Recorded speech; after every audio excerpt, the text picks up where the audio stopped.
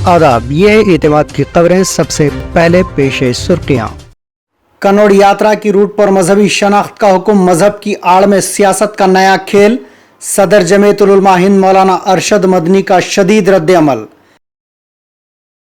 तेलंगाना में सरकारी मुलाजिमतों के लिए जॉब कैलेंडर होगा जारी, रेवंत रेड्डी का ऐलान।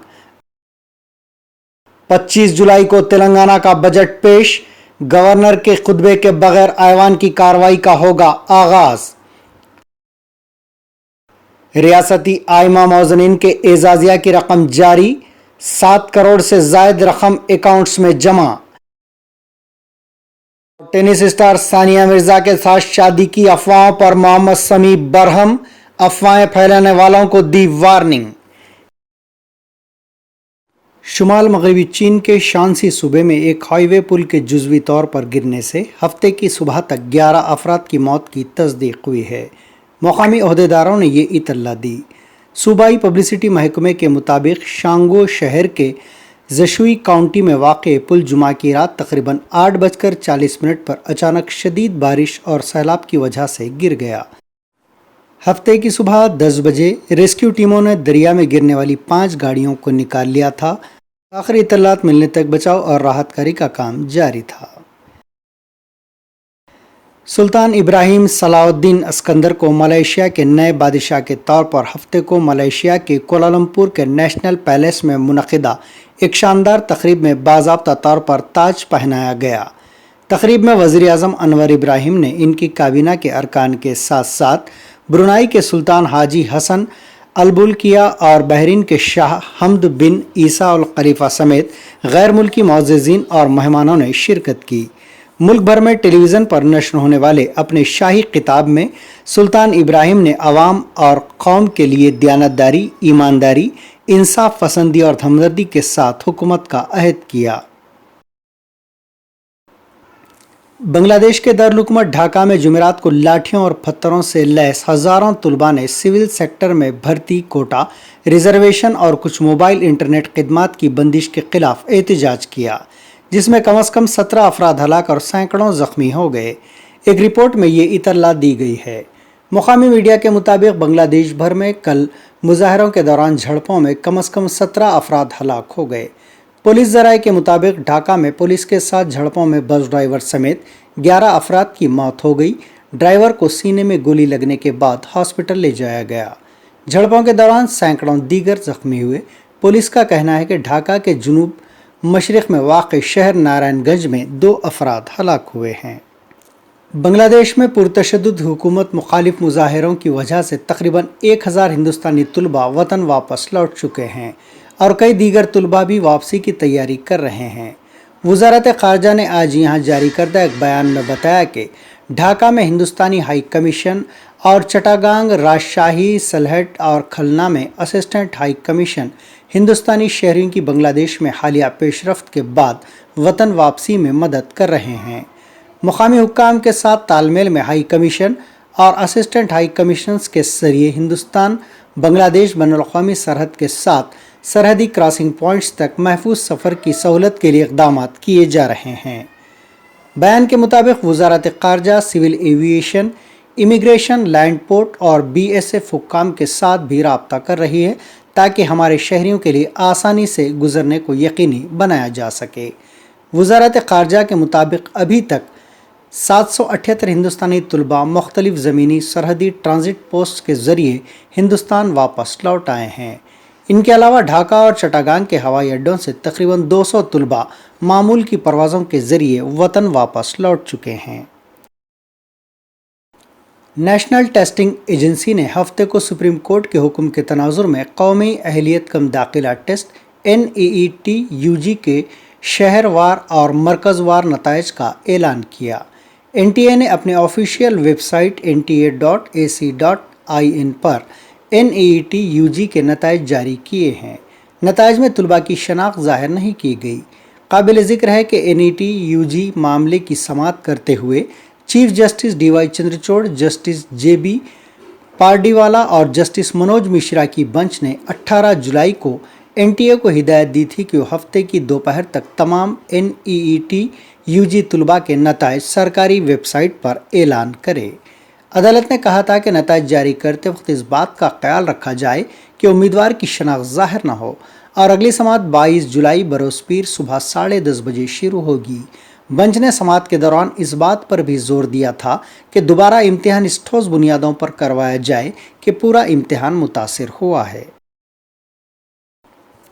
सदर जमीयतुल उलमा हिंद मौलाना अरशद मोदी ने उत्तर प्रदेश सरकार के जरिए कानोड़ यात्रा के रूट पर मजहबी शनाख्त ज़ाहिर करने वाले हुक्म पर अपने सख्त रद्दअमल का इजहार किया और इसे मजहब की आड़ में सियासत के नए खेल से ताबीर किया।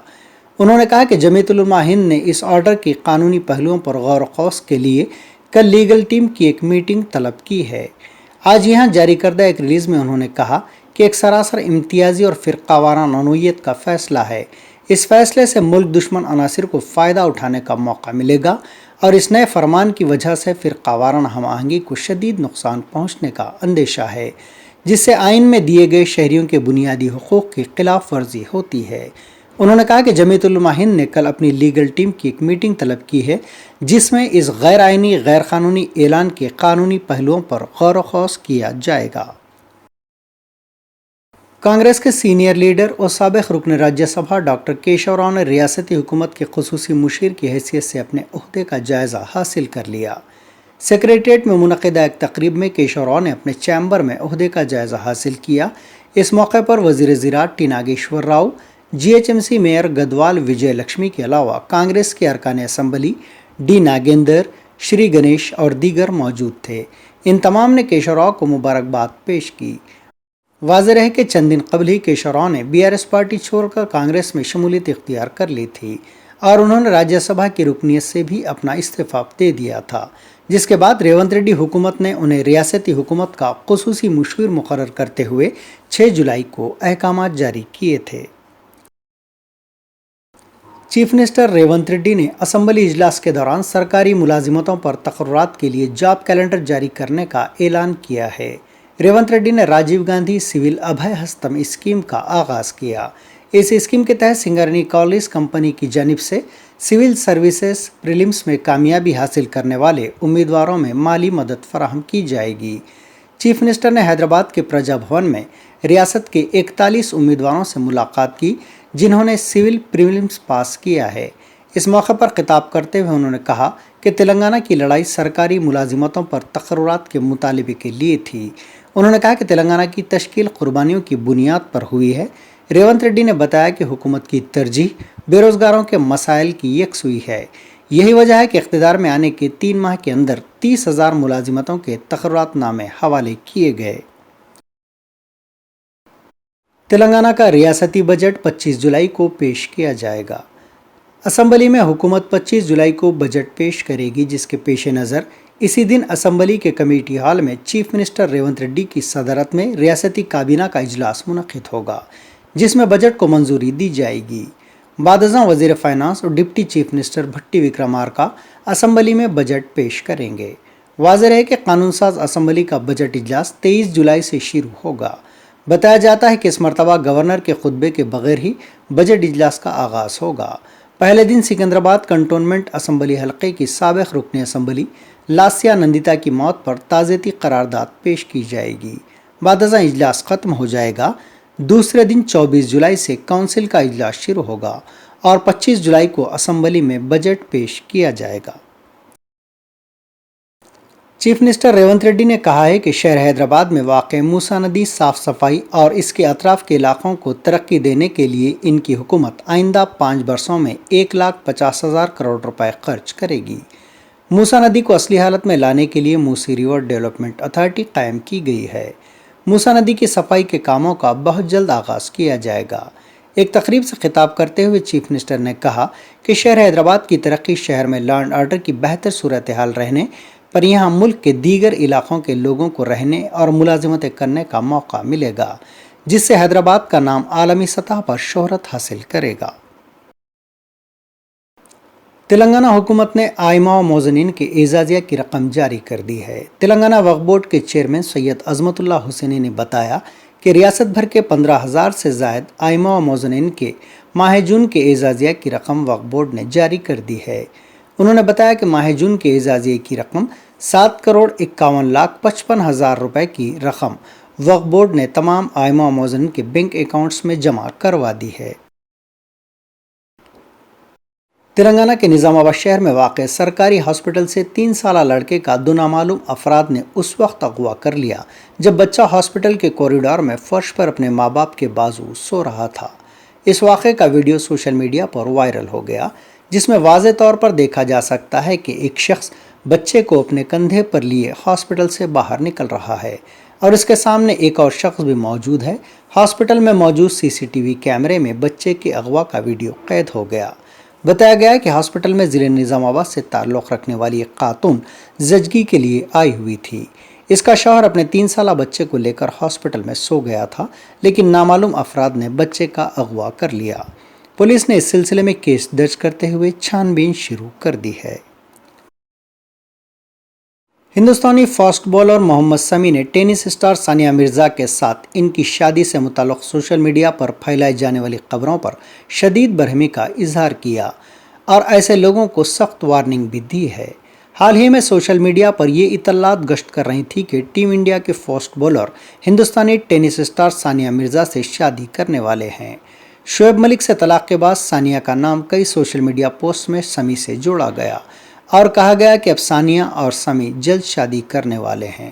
محمد سمیع نے خود اس معاملے پر اپنی خاموشی توڑ دی ہے۔ انہوں نے ان خبروں کو بے بنیاد اور افواہ قرار دیا۔ انہوں نے لوگوں سے اپیل بھی کی کہ وہ ایسی خبریں نہ پھیلائیں۔ تلنگانہ کے وزیر آبپاشی اتم کمار ریڈی نے تمام چیف انجینئرز کو ہدایت دی ہے کہ وہ سیکریٹری کی اجازت سے پہلے ضلع مستقل نہ چھوڑیں۔ انہوں نے اپنے بیان میں عہدیداروں کو ہدایت دی کہ وہ چھوٹے آبپاشی، بڑے آبپاشی اور اوسط آبپاشی کے پروجیکٹس میں پانی کے بہاؤ پر ہر گھنٹہ نظر رکھیں۔ رہنمانہ خطوط کے مطابق پروجیکٹس کے دروازوں کے مناسب طور پر کام کو یقینی بنائیں۔ وزیر موصوف نے محکمہ آبپاشی کے عہدیداروں کو ہدایت دی کہ وہ مقررہ طریقہ کار کے مطابق سیلاب کے پانی کو چھوڑیں اور کلکٹر اور SP کی مدد سے نشیبی علاقوں میں رہنے والوں کو پیشگی طور پر انتباہ جاری کریں۔ ضلع سنگاریڈی BDL بھانور میں ریاست آندھرا پردیش سے تعلق رکھنے والے CISF کے جوان کی حادثاتی طور پر بندوق چل جانے کے نتیجے میں موت ہو گئی۔ معلوم ہوا ہے کہ آن ڈیوٹی بٹالین بس سے اترنے کے دوران بندوق حادثاتی طور پر چل پڑی، جس کے نتیجے میں 34 سالہ وینکٹیش کے سر میں گولی لگ گئی اور وہ بس سے اترنے کے دوران ہی نیچے گر پڑا، جس کے نتیجے میں اس کی موت ہو گئی۔ مہلوک کا تعلق ریاست آندھرا پردیش کے ضلع نندیال سے بتایا گیا ہے۔ مہلوک کو ایک بیٹا اور ایک بیٹی ہے۔